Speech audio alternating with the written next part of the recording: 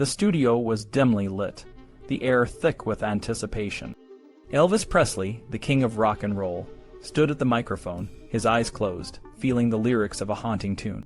It was 1969, and he was about to record a song that would send shivers down the spines of his listeners.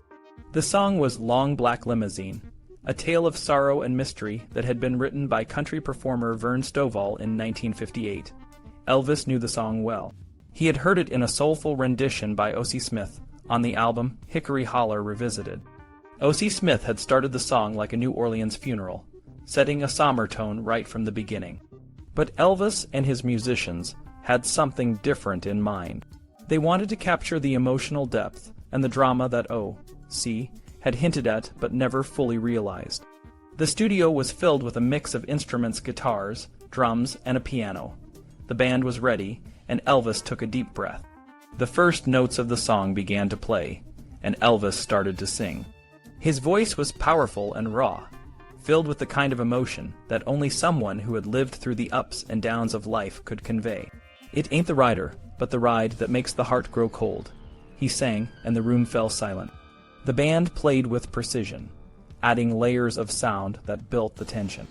Elvis's voice rose and fell, capturing the essence of a man waiting for a long black limousine to take him away, leaving behind a life of regret and sorrow. It took 9 takes to get it right. Each time, Elvis poured more of himself into the song, until finally the last note faded away, and the room erupted in applause. The song was perfect, a masterpiece that would become one of his most memorable recordings. But the night was far from over. Elvis was on a roll, and the studio was filled with a stack of songs submitted by various songwriters, all hoping to be chosen by the king. Among them was a song that caught Elvis's attention, In the Ghetto, written by Mac Davis. The song spoke of the struggles of the poor and disenfranchised, a theme that resonated deeply with Elvis. He was drawn to the song's powerful message and the way it captured the essence of a community trapped in a cycle of poverty and despair. However, Elvis was hesitant. He worried that the song might be too political for his audience. But when Chips Moman, the producer, mentioned that another artist might take the song if Elvis didn't, Elvis knew he had to act. He stepped up to the microphone once again, and the studio fell silent. In the ghetto, he began, and the room was filled with a sense of urgency and despair.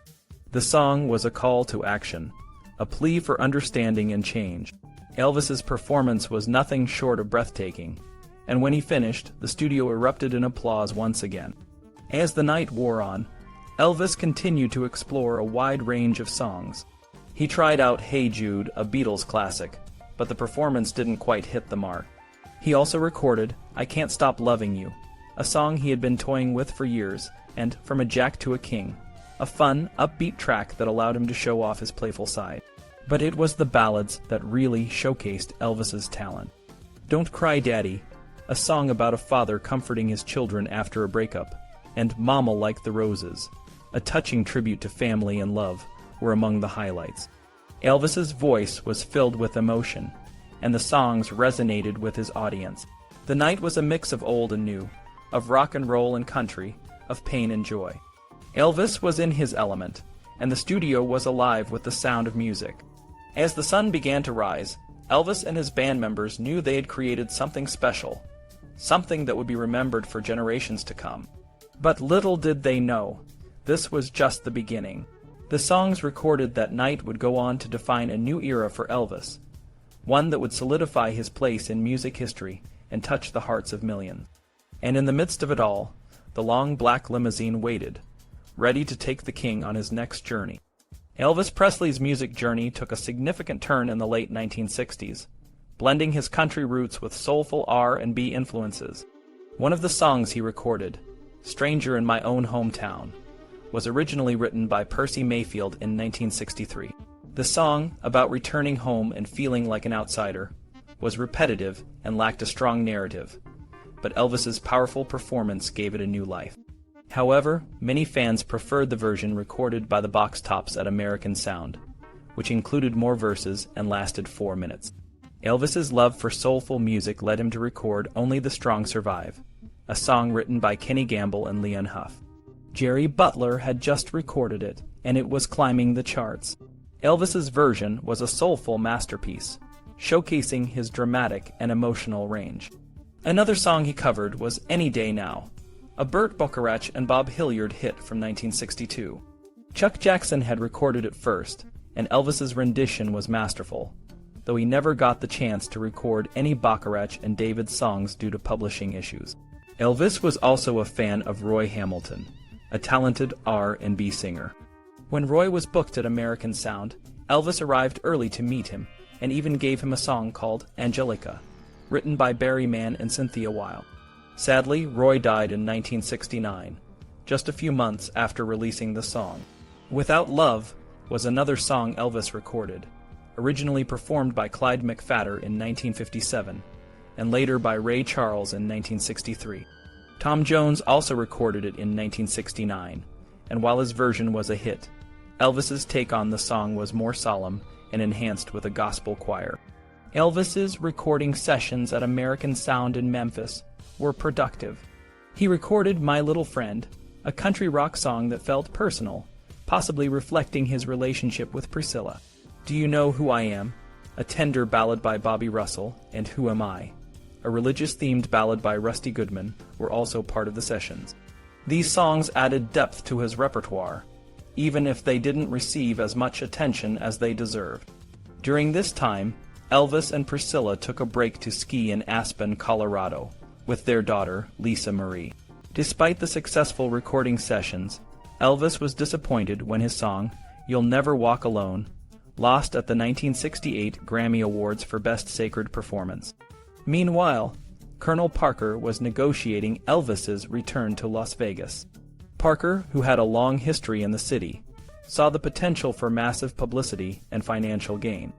Elvis was hesitant about performing in Vegas, but Parker assured him it was the right move. The International Hotel, a 30-story skyscraper being built by Kirk Kerkorian, was the perfect venue. Kerkorian wanted Elvis to open the hotel, but Elvis preferred to be the second act, allowing time to resolve any logistical issues. Elvis's film career continued with Change of Habit, a film where he played a doctor working in the ghetto. The movie, while not critically acclaimed, had its moments, including a scene where Elvis played Lottie Miss Claudie on the piano. A song called Let's Be Friends, written for a scene with a child with autism, was recorded but ultimately cut from the film. However, it was later released on an album. Elvis's interest in his Circle G ranch waned, and he sold it to a local gun club. The property eventually returned to the Presley family in 1972, after the gun club defaulted on payments. In June 1969, his album, From Elvis in Memphis, was released. Despite its diverse influences, the album was cohesive and well received, reaching No. 13 in the US and No. 1 in the UK. The album's success was a testament to Elvis's artistic growth and the quality of the song. Elvis visited Las Vegas to check on the progress of the International Hotel. The hotel, with its 1,000 slot machines and 3 theaters, was a grand project. Elvis's live performances were set to be a major draw, and he was confident about the upcoming shows. During a visit to the Riviera, Elvis saw Engelbert Humperdinck perform. Engelbert's valet later informed Elvis's manager, Tony Cartwright, that Elvis had left a gun in the toilet. This incident highlighted the growing complexity of Elvis's life, both on and off stage. Elvis's return to live performances was imminent, and he needed a band. The American Sound musicians were too busy, so he turned to James Burton, a talented guitarist known for his work with Ricky Nelson and Merle Haggard. James Burton's unique guitar style would become a key part of Elvis's live shows, adding a fresh and dynamic edge to his performances. Elvis's journey in the late 1960s was marked by artistic growth, personal challenges, and the anticipation of his return to the live stage.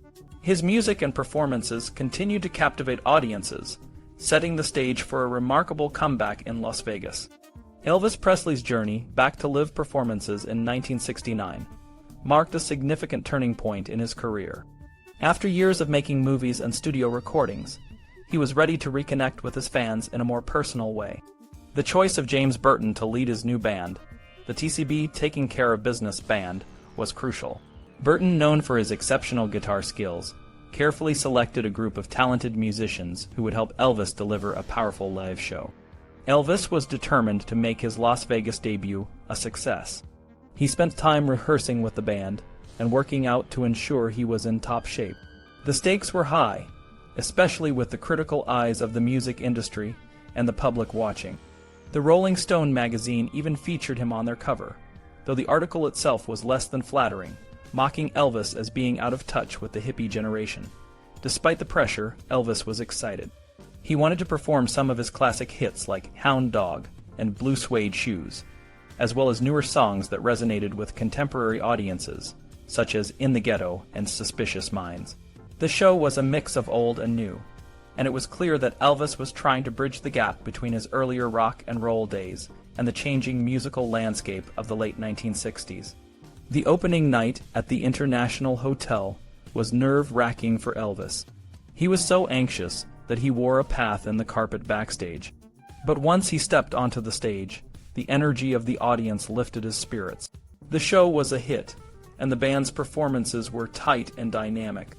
Elvis's newfound confidence and the band's chemistry created a powerful and engaging show. One of the unique aspects of Elvis's performances was his interaction with the audience. Unlike many other performers who stuck to scripted remarks, Elvis's comments were often spontaneous and genuine. He would crack jokes, share personal stories, and even take requests from the audience. This approach made the shows feel more intimate and real, and it helped Elvis connect with his fans on a deeper level.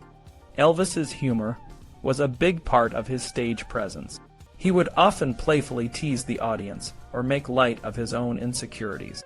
For example, he might joke about his age or his changing lifestyle, which made him seem more relatable. These moments of levity were a key part of his performance and helped to create a more relaxed and enjoyable atmosphere. The success of Elvis's Las Vegas shows was not just about the music. It was about the entire experience, the showmanship, the band, and the connection with the audience. The TCB Band, with James Burton at the helm, played a crucial role in making the shows memorable. They brought a level of professionalism and creativity that elevated Elvis's performances. Elvis's return to live performances also had a broader impact on the music industry. His success in Las Vegas helped to shift the focus of the city's entertainment scene from traditional crooners to a more modern, rock-oriented sound. This change reflected the evolving tastes of the audience and helped to keep Las Vegas relevant in the changing musical landscape. Throughout the month of his residency at the International Hotel, Elvis played to packed houses and received rave reviews. The success of the shows not only boosted his career, but also solidified his status as a live performer. The live album, From Memphis to Vegas, From Vegas to Memphis, captured the energy and excitement of his performances, further cementing his legacy as a live act. Elvis's time in Las Vegas was more than just a series of concerts. It was a renaissance. It allowed him to reconnect with his roots and to find new ways to express himself. The experience was both challenging and rewarding, and it set the stage for the next chapter in his career. Elvis Presley, the king of rock and roll, had a unique way of connecting with his audience. His on-stage banter was as entertaining as his music. He often made jokes, shared personal stories, and even got a bit silly.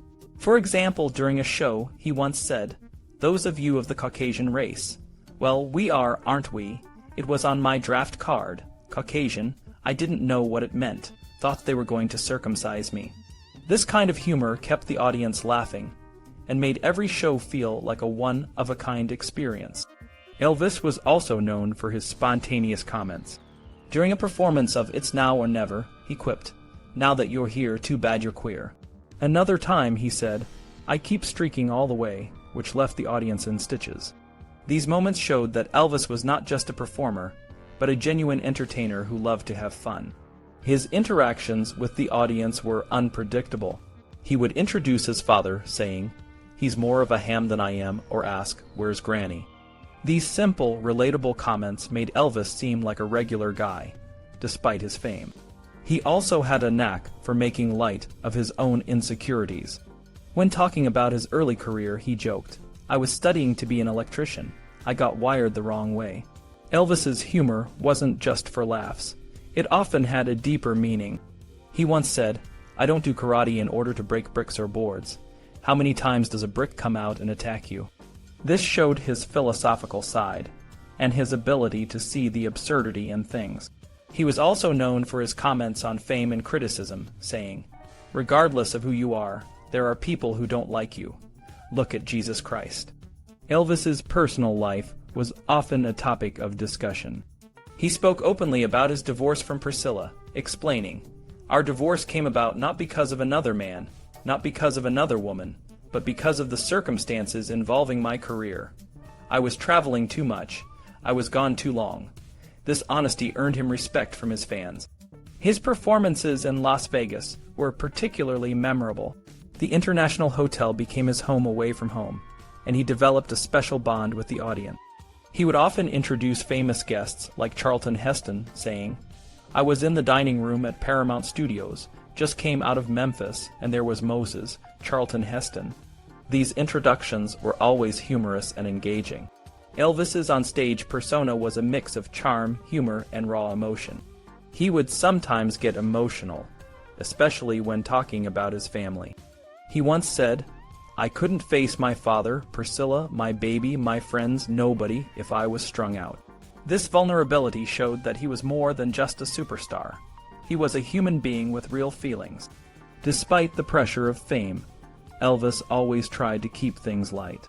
He would joke about his own appearance, saying, "I'm awful sweaty, lay it on me, kid." Or he would point out the quirky aspects of the venue, like the funky angels hanging from the ceiling at the International.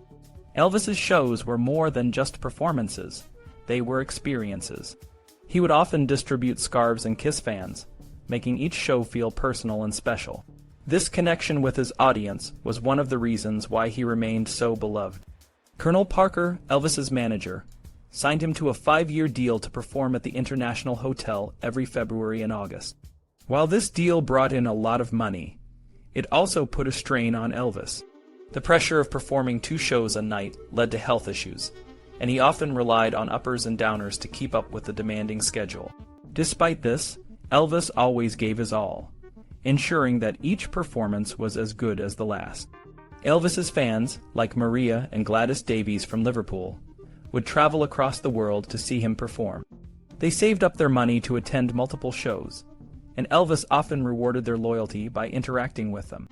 One memorable moment was when Maria asked Elvis about the inscription on his gold belt, and he playfully thrust his hips into her face, saying, "You got a lot of nerve there, baby." The audience erupted in laughter, and it became a highlight of the show. Elvis's performances in Las Vegas were also a testament to his musical versatility. RCA recorded the final week of shows, and an album, On Stage February 1970, was released. The album featured new songs that Elvis had added to his repertoire, showcasing his ability to adapt and evolve as an artist. By the early 1970s, Elvis was at the height of his career, but the pressure was intense. His on-stage banter and personal revelations gave fans a glimpse into his world. Making him more than just a performer, he was a friend to many. Despite the challenges, Elvis continued to entertain and inspire, leaving a lasting legacy that would endure for generations to come. Elvis Presley's revival of Let It Be Me was a hit, despite its schmaltzy feel. The song, originally titled GT Apartions, was a hit for Gilbert Bicod in 1955, and later for the Everly Brothers in 1960. The translated lyrics, a bit stilted, added to its charm. It's now often played at funerals, giving it a new life. Del Shannon's Runaway sounded a bit off with a guitar break instead of an organ. It would have been better with Glenn D. Hardin's piano. Elvis's version of Sweet Caroline wasn't as engaging. He seemed to rush through it. However, Walk a Mile in My Shoes by Joe South was a good fit for Elvis, even though he didn't sing it with the seriousness it deserved. The album On Stage was a strong release, with tracks flowing together like a live show. Elvis's comments to the audience and his musicians, like "Tough way to make a living," "Baby," and "Play it hard now," made it feel authentic. The audience clapped before Yesterday, a Beatles song, showing their enthusiasm for famous tunes. Runaway and Yesterday were recorded in August 1969, while other tracks from the album featured Bob Lanning on drums instead of Ronnie Tutt. The album produced 2 hit singles, The Wonder of You and Polk Salad Annie. Glenn D. Hardin recalled how Elvis would suddenly ask for old songs. One day, while walking down a hallway, Elvis mentioned The Wonder of You. Hardin orchestrated it that night, and it became a powerful ballad with a full orchestra and backing vocals. Ronnie Hilton, who had a UK hit with the song in 1959, felt a bit of a liberty when Elvis covered it, but he wished Elvis well. The Wonder of You had a gospel feel, and the line, "You touch my hand and I'm a king," was perfect for live performances. Polk Salad Annie, written by Tony Joe White, was another hit. White explained that a razor-toed woman actually meant a woman carrying a razor for protection. Elvis's live performances of the song were always different, and White felt honored by Elvis's interpretation. Elvis's return to live performances caught the attention of promoter Jerry Weintraub, who wanted to tour Elvis nationally. Parker demanded $1 million within a week, and Weintraub managed to secure the investment. Soon, Elvis performed at the Astrodome in Houston, drawing over 40,000 fans per show. Sid Bernstein, who worked on Elvis's tours, appreciated Colonel Parker's value, despite his ego. Phil Ochs, a political singer-songwriter, saw Elvis in Las Vegas in 1969 and was deeply affected. Ochs, who struggled with manic depression, ordered a gold lame suit and booked Carnegie Hall for a concert in April 1970. He planned to perform his own songs and covers by Elvis, Buddy Holly, and Conway Twitty. Ochs hoped Elvis could become a revolutionary figure like Che Guevara. The concert was chaotic, with Ochs facing a hostile audience. He sunk into depression, and eventually took his own life in 1976. In the spring of 1970, Elvis traveled between LA, Palm Springs, and Las Vegas, not performing but listening to demos for his next recording session. From June 4th to June 8th, he was back in RCA Studio B in Nashville with Felton Jarvis. The sessions were productive, leading to over 30 tracks, many of which appeared on the albums That's the Way It Is, Elvis Country, and Love Letters from Elvis. The album That's the Way It Is was released alongside a concert film of the same name. It included a mix of studio and live recordings. Elvis's version of Bridge Over Troubled Water and You've Lost That Lovin' Feelin' were notable, though the latter didn't match the Righteous Brothers version. I Just Can't Help Believin' was a spirited live performance, and Mary in the Morning had a Let It Be Me feel. The album had a strong UK connection, with songs by British writers. Just Pretend by Doug Flett and Guy Fletcher, I've Lost You by Ken Howard and Alan Blakely, and How the Web Was Woven by Clive Westlake were among them. You Don't Have to Say You Love Me, originally a Dusty Springfield hit, was a bombastic performance by Elvis. That's the Way It Is was a hit in both the UK and the US. Elvis had hit singles with I've Lost You and You Don't Have to Say You Love Me. The other album from the June sessions, Elvis Country, was a top 20 US album in January 1971, but it didn't do as well in the UK. Despite this, it included the hit single There Goes My Everything. Elvis had always been a man who followed his heart, even if it led him to some strange places. One of those places was his attempt at a concept album. He took a 19th century mountain song, I Was Born About 10,000 Years Ago, and chopped it up, inserting segments between tracks. It didn't make much sense, and the album suffered for it. The cover showed a baby Elvis, which only added to the confusion. The whole thing felt like it was from a different era. The album was supposed to be a return to his roots, but it didn't quite work out that way. Songs like Little Cabin on the Hill had a down-home feel, but Elvis was stuck in a countrypolitan groove with songs like There Goes My Everything and Make the World Go Away. He even tried to turn Bob Wills' Faded Love into a blues number, but it just didn't feel right. I Washed My Hands in Muddy Water was a fun studio jam, but it didn't save the album. Elvis did manage to cover some great songs, like Lee Hazelwood's The Fool and Willie Nelson's Funny How Time Slips Away, but there were some duds too. Snowbird was one of those, and Elvis sang it like he was reading a bus timetable. Life, a song about the creation of the world, was arguably the worst song he ever recorded. It made it to No. 53 on the Hot 100, which was surprising given how bad it was. RCA tried to squeeze a third album out of these sessions, called Love Letters from Elvis. The title was a bit of a joke. What man would buy an album with that name? But Elvis had a hit with Love Letters, so they reworked it. The album included a mix of songs, some of which were written by British writers like Jeff Stevens. Elvis did them okay, but they lacked the originality of his earlier work. One of the songs, When I'm Over You, was written by Cheryl Milet, who had a funny story about how it came to be. Milet got a call from Elvis, who he thought was talking to Lamar Fike. Elvis said some not-so-nice things, and then hung up. Milet realized he had a song title, and wrote the song with Lamar's wife, Nora Fowler, as the co-writer. It wasn't much of a song, but it made it onto the album. Elvis was also prone to making fun of his songs in the studio. On I'll Never Know, he made jokes about his friends Lamar Fike and Charlie Hodge, calling one a fat guy and the other a midget. It was classic Elvis, always the jokester. Elvis' personal life was just as complicated. He and Priscilla had a roller coaster of a relationship.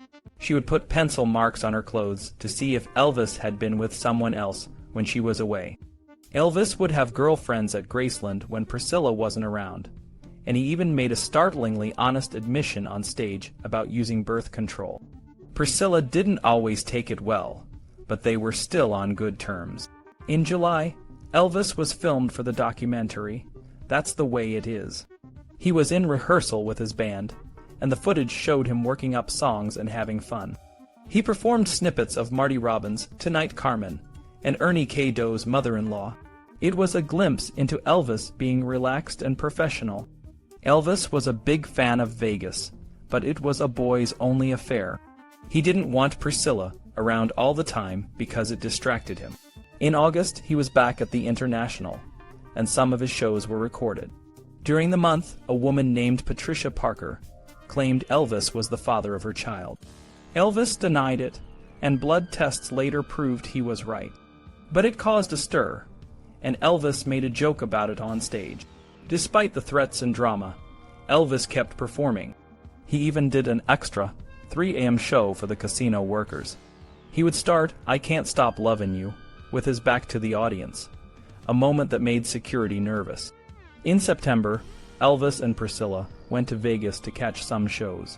Back in Palm Springs, Elvis heard that Vice President Spiro Agnew was visiting Sinatra. Elvis got an invitation to meet Agnew and brought him an antique gun as a gift.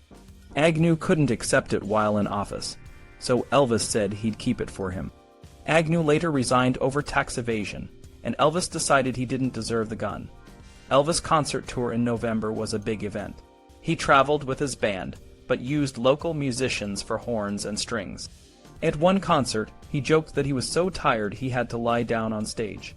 The audience loved it. In Tampa, he got the giggles during In the Ghetto. It was unpredictable, and that's what made it exciting. Elvis, That's the Way It Is was released that Christmas, and it showed a new, polished side of Elvis. He looked great and sounded fantastic. The film captured his humor and the snippets of songs he rehearsed.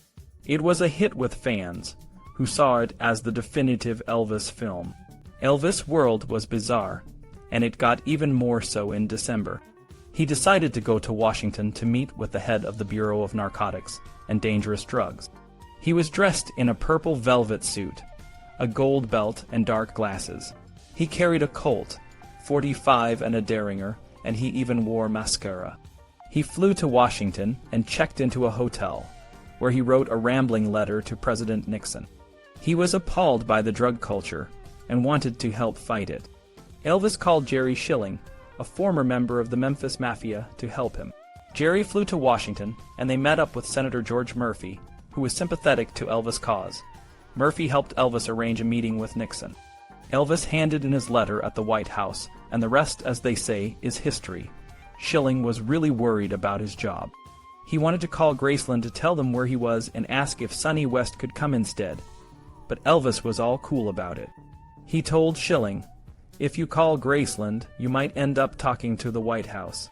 Elvis was planning to go to the Justice Department to meet with John Finlater. It seemed like George Murphy had set this up. Finlater was nice, but had to say that Elvis couldn't get a badge because only FBI agents could have one. Elvis called Jerry to tell him about the badge, but Jerry had good news. The White House had called. Nixon, the president, had cleared his schedule to meet Elvis. Nixon was starting a big campaign against drugs and thought Elvis could help. Elvis didn't see it that way, but it was a big deal. When they got to the White House, only Elvis could go into the Oval Office. Nixon greeted Elvis with a joke about his clothes, and Elvis responded with a clever quip about running shows. The photo of Elvis and Nixon is now the most requested in the government's archives. It looks like Elvis is performing on the Ed Sullivan Show again. Nixon probably recorded their conversation, but it hasn't been released yet. People think it will be hilarious when it is. Elvis likely talked about drugs, the Beatles, and actress Jane Fonda. Nixon might have agreed that young people were going astray because of music stars, and Elvis could reach them. Elvis wanted to be a federal agent, and Nixon said he could make it happen. Elvis asked if Jerry and Sonny could meet Nixon too. Nixon said yes and even gave them cool gifts. He gave Jerry and Sonny cufflinks and pins with the presidential seal. Elvis forgot to ask for something for Priscilla, who didn't even know about the visit. Elvis brought a Colt 45 in a fancy box as a gift for Nixon. He had to leave it with security, but Nixon asked to see it and thanked Elvis. Elvis went back to Graceland for a quiet Christmas. He told David Stanley to report to him every day about who was selling drugs.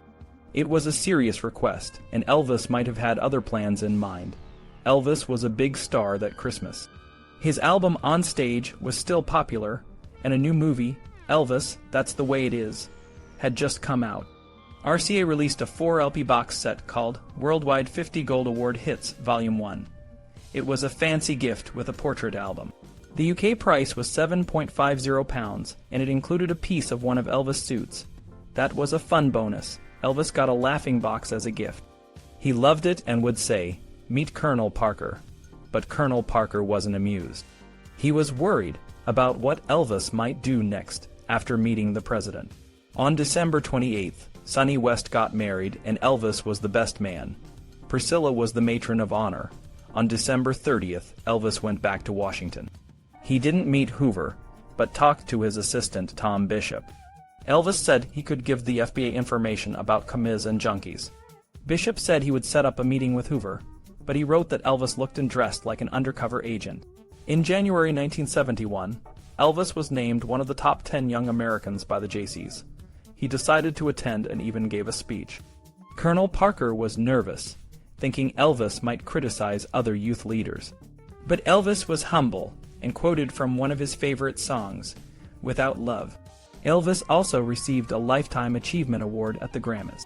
He was treated like an old master, alongside legends like Bing Crosby and Frank Sinatra. Elvis felt honored by the award. He received the plaque in his suite at the International Hotel, where he had a month of shows. It wasn't a great month, though. He felt sick a lot and had to cancel some shows. Afterward, he and Priscilla went to Palm Springs to rest. On March 15, 1971, Elvis was back in the studio in Nashville. They planned to record around 30 songs in 4 all-night sessions. They wanted to make a standard pop album, a Christmas album, and a religious album. Elvis didn't want to do the Christmas album and suggested reusing the old one. He started in a good mood, fooling around with old songs, but his nose was blocked and his eyes hurt. He recorded 4 songs, including The First Time Ever I Saw Your Face. The song was originally written by Ewan MacColl for his wife, Peggy Seeger. Elvis's version was powerful and emotional, and he often performed it in concerts. Elvis also recorded Early Mornin' Rain and For Lovin' Me, both written by Gordon Lightfoot. Amazing Grace was a hymn about being saved, and it was odd that Elvis recorded it when he was having eye trouble. By 1:30 a.m., he was in a bad mood and called it a night. Dr. George Nishapoulos, who was always on call for Elvis, flew to Nashville and had him admitted to the hospital. Elvis had glaucoma, and his eye condition was made worse by his hair dye.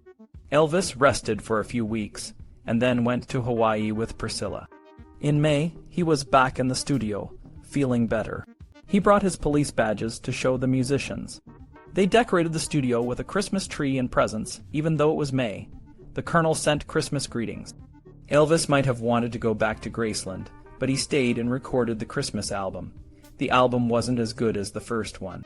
It had a mix of traditional carols, new songs, and some R&B.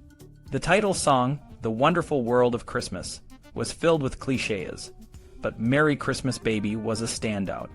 It was a single take, and Elvis kept the energy going.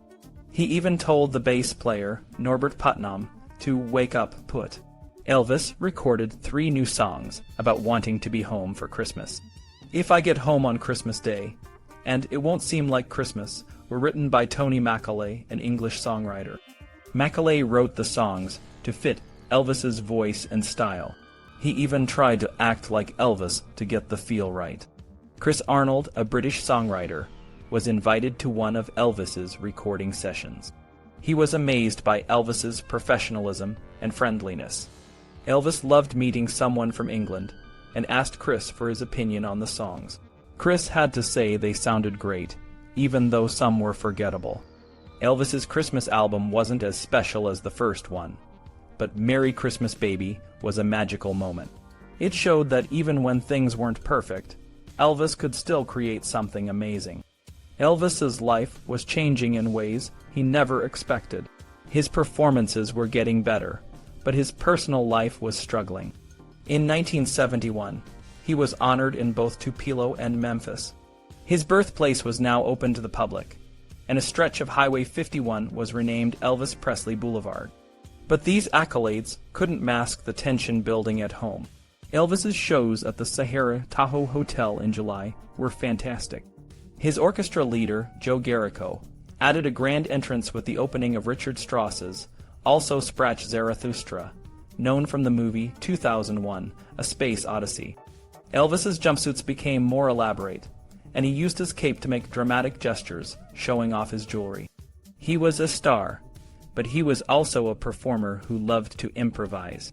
His band, led by Glenn D. Hardin, had to be on their toes because Elvis never stuck to the set list. Sometimes he would start a song they didn't know, and they had to find their way through it. It was a challenge, but it kept the shows exciting. Elvis's shows at the Las Vegas Hilton International were just as thrilling. He handed out scarves and stuffed bears while singing Teddy Bear, and fans would grab him on stage. He loved the attention and would encourage it, but behind the scenes the strain was showing.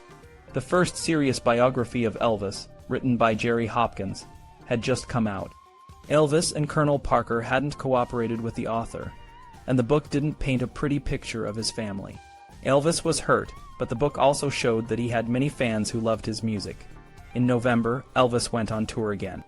He performed for 90 minutes at the Municipal Auditorium in Kansas City, his longest show to date, but the tour couldn't fix the problems at home.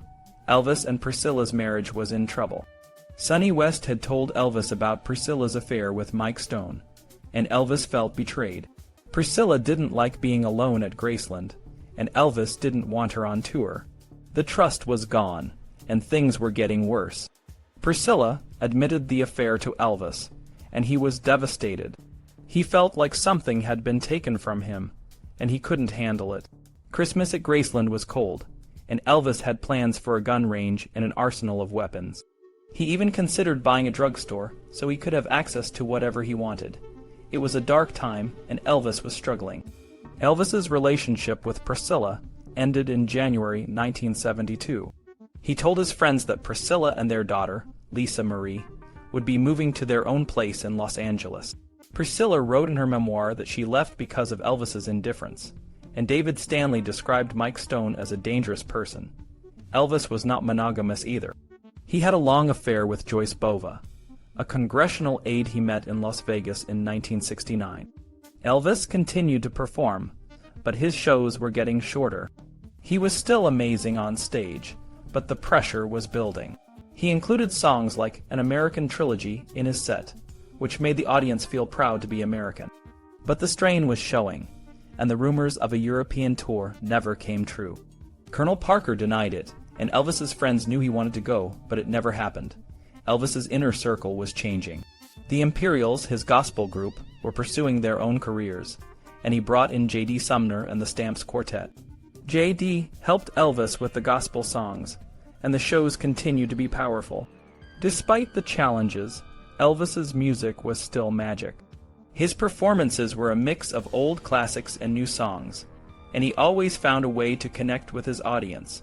But the personal struggles were taking a toll. When Priscilla asked for a divorce, Elvis was angry, but he knew it was the end. Elvis's life was a roller coaster of success and heartache. He was a legend on stage, but his personal life was complicated. The shows went on, but the man behind the music was changing.